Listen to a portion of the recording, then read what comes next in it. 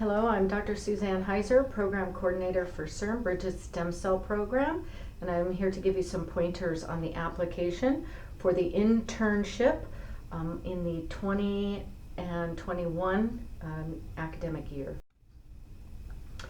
So the program is funded by CERN, the California Institute for Regenerative Medicine. They are a funding agency, and we are a campus partnership. So we take students from Cal State San Marcos, from Miracosta College, and San Diego Miramar colleges. And every year for the internship, we take 10 students. Students are placed into laboratories throughout the region, so you will not be coming to Cal State San Marcos except for certain activities. You will be reporting day to day at the place that you are interning. So if you are interning with a mentor at UCSD, day to day you will be driving to that lab at UCSD. If you are at Thermo Fisher, you will be driving to their location in Carlsbad. So please know that for your full-time part of the job, you will be reporting to the internship location and not to the campus. The expectations for students who become interns is that, again, it's a 12-month commitment. You are paid $30,000 a year, and it is a full-time job. There are no vacations allowed during the internship year, and there are no health benefits. So you do get paid, but we can't provide medical insurance. In addition to the internship, you are also going to be asked to engage in other activities, including patient engagement and community outreach. These will be on top of your day-to-day work in the lab. So you need to be prepared for the high demands of rigorous research if you want to become an intern.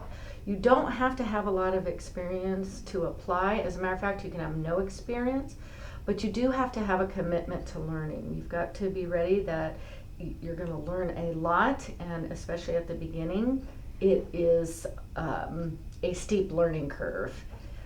You have to be prepared to do these extra co-curricular activities that will occur sometimes on the weekends and evenings.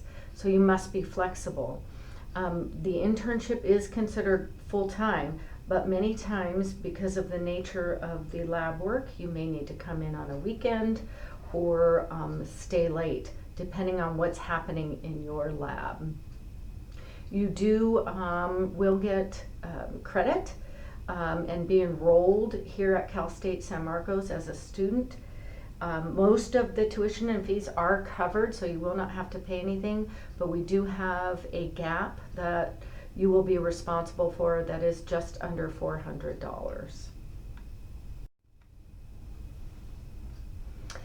Eligibility, again, you must be a student at one of the 3 campuses, you must be 18 at the start of the internship, and you must be eligible to work full-time in the United States. You can be an international student. If you are, I highly recommend that you reach out to Danielle McMartin on our campus, who is very knowledgeable about how that affects your visa status. So I'm going to go over these components of the application: the demographic information, the personal statement, uploading or having your resume, copy of your unofficial transcripts, and the need for 2 letters of recommendation. And one must be from a faculty member that can attest to your abilities in a laboratory setting, and that can even be in a teaching laboratory setting. You need the name and email for your letter writer, and they will receive an email once you complete the application. Here's the application entry page, so you would click on the 2021 application link. And this will be the lead page that you will see. Again, notice the deadline is Monday, December 9th at 5 p.m., but that deadline is also for your letter writers. and your letter writers will not receive an email to submit their letter until you complete the application. So it is really important to reach out to those letter writers beforehand, and for you to complete the application so that they have enough time to receive the email and submit it before the December 9th. Couple things to be aware of. You cannot save a partial application and return to complete it later. So you need to have all your items ready when you sit down and do the application all at once, because once you close it, you won't be able to come back to it.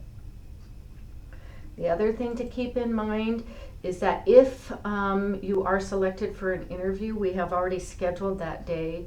So please keep Monday, January 13, 2020 open and available on your calendar. If that's not possible, you will need to reach out to me to discuss that. Demographic information is fairly simple. You'll need name, date of birth, address, ethnicity, whether you've served in the military. For your education, you do need to know your cumulative GPA, your major, what degree you're planning on, whether or not you're planning to transfer, and if so, where. You do not have to plan to transfer.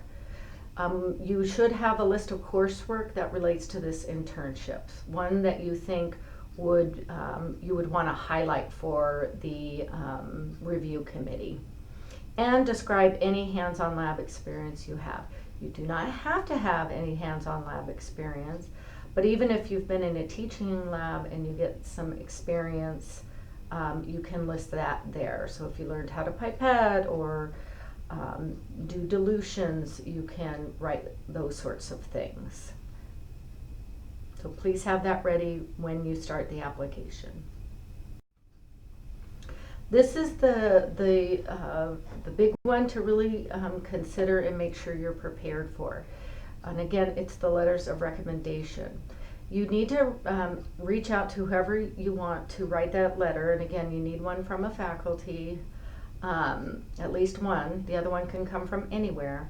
But you need to reach out to them before you complete the application, because they need to know to watch for the email in their inbox.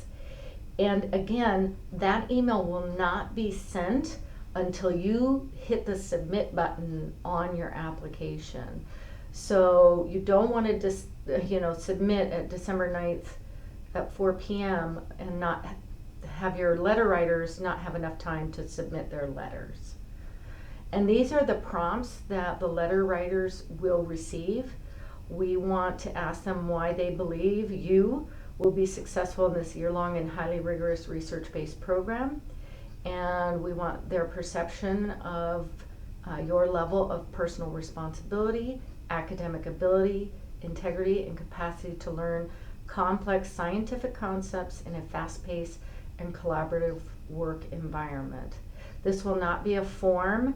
They will receive an email and with instructions on where to email their letter. So again, really important to submit your application with enough time for your letter writers to get their letters in by the due date and time. The attachments, you will be doing attachments in either a Word or a PDF form, and you will use a file naming system. So that file naming system is the same throughout except for the last part, right? So last name, first initial, and then what that document is. Last name, first initial, resume. So Doe, so if it was John Doe, Doe J resume. Transcripts, Doe J transcripts. And this needs to be one file for the transcripts. So, and these are unofficial and only from colleges, not from high school. And so you need to compile those into one PDF document and name it this way and then upload it. And then have your personal statement ready to upload when you are doing the application.